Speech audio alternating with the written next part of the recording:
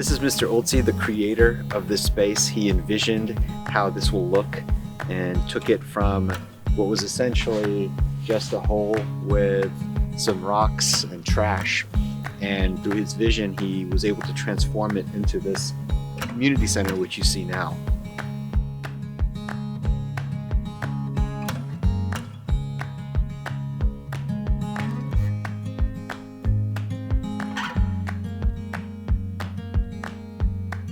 This whole family built this place together.